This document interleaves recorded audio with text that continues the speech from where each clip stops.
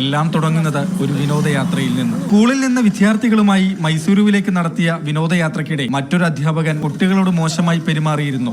2019 ഡിസംബറിൽ ബാലശ്ശേരി സ്കൂളിൽ നിന്ന് ടൂർ പോയി. ടൂറിനിടെ നമ്മൾ റൂം എടുത്ത സമയത്ത് ഒരു 5 പെൺകുട്ടികളുള്ള റൂമിലേക്ക് മറ്റൊരു അധ്യാപകൻ കടന്നു ചെല്ലുകയും മോശമായിട്ട് പെരുമാറുകയും ചെയ്തു. അത് ആ സമയത്ത് കുട്ടികൾ ആരോടും അത് പറഞ്ഞില്ല, ആരും അറിഞ്ഞതുമില്ല. ശേഷം ടൂർ കഴിഞ്ഞ് വന്ന് ആ 5 പെൺകുട്ടികളിൽ ഒരാൾക്ക് ഈ അധ്യാപകൻ തന്നെ വളരെ മോശമായ മെസ്സേജ് അയക്കുകയും ചെയ്തു. അപ്പോൾ ആ സമയത്ത് ആ പെൺകുട്ടിയുടെ വീട്ടുകാർ ഉൾപ്പെടെ അതിൽ പ്രതിഷേധം ഉണ്ടായി.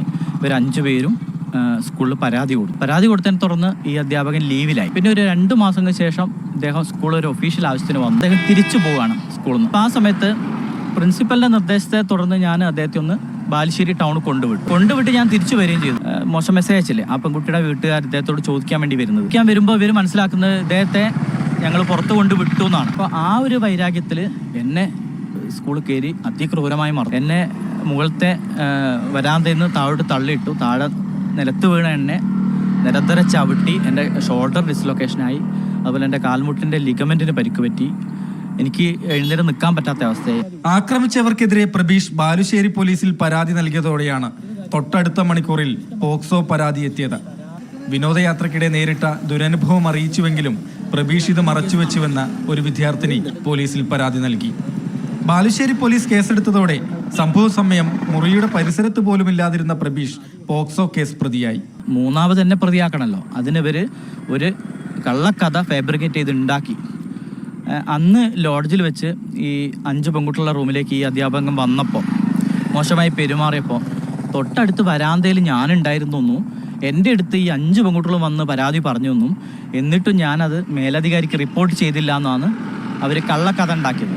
അന്ന് മുറിയിലുണ്ടായിരുന്ന 5 വിദ്യാർത്ഥിനികളിൽ 4 പേർ വിചാരണ വേളയിൽ കോടതിയിൽ ഹാജരായി യഥാർത്ഥ കാര്യങ്ങൾ അറിയിച്ചു. മുറിയിൽ വെച്ച് ദുരനുഭവം നേരിട്ടത് ആ സമയത്ത് ആരോടും പറഞ്ഞിരുന്നില്ലെന്നും വിദ്യാർത്ഥിനികൾ കോടതിയിൽ അറിയിച്ചു. തെറ്റാണെന്നറിഞ്ഞിട്ടും പ്രബീഷിനെതിരായ കേസുമായി പോലീസ് മുന്നോട്ടു പോവുകയാണ് ഉണ്ടായതെന്ന് കോടതി കണ്ടെത്തി. ഇതോടെ നിരപരാധിയെന്ന് വിധിച്ചു. കള്ളക്കേസ് വരികയാണ്. അതോടെ ജീവിതത്തിൽ ഒരുപാട് നഷ്ടങ്ങൾ ഉണ്ടായി. വളരെ തെറ്റായ രീതിയിലുള്ള വാർത്തയാണ് പിന്നെ പത്രങ്ങളിലൊക്കെ അവർ ഇടപെട്ട് പെൺകുട്ടിയുടെ വീട്ടുകാർ എന്നോടുള്ള വൈരാഗ്യത്തിന് അവർ ഇടപെട്ട് കൊടുത്തത്. പത്രത്തിൽ അത്രയും വൾഗറായിട്ടുള്ള വാർത്തയാണ് വന്നത്. അപ്പോൾ അതിന്റെ പേരിൽ കണ്ടിട്ടാണ് എൻ്റെ ഭാര്യാപിതാവ് ആ ന്യൂസ് വായിച്ചിട്ടാണ് അന്ന് തന്നെ അദ്ദേഹം അറ്റാക്കായിട്ട് മരണപ്പെടുകയുണ്ടായത്. ഒരുപാട് വർഷം മുന്നേ പഠിപ്പിച്ച കുട്ടികൾ ഉൾപ്പെടെ എന്നെ കാണുമ്പോൾ മുഖം തിരിച്ച് നടക്കാൻ തുടങ്ങി. പിന്നെ നാട്ടുകാരുടെ മുഖത്തും ബന്ധുക്കളെ മുഖത്തും നോക്കാൻ പറ്റാതായി. ഇങ്ങനെ ഒരുപാട് ഞാൻ അനുഭവിച്ചു. 2020 മുതൽ കഴിഞ്ഞ മാസം അവസാനം വരെയുള്ള നിയമ പോരാട്ടം ഒടുവിലാണ് വൊക്കേഷണൽ ഹയർ സെക്കൻഡറി വിഭാഗം അധ്യാപകനായ പ്രബീഷിനെ വ്യാജ പോക്സോ കേസിൽ കൊയിലാണ്ടി കോടതി കുറ്റവിമുക്തനാക്കിയത്.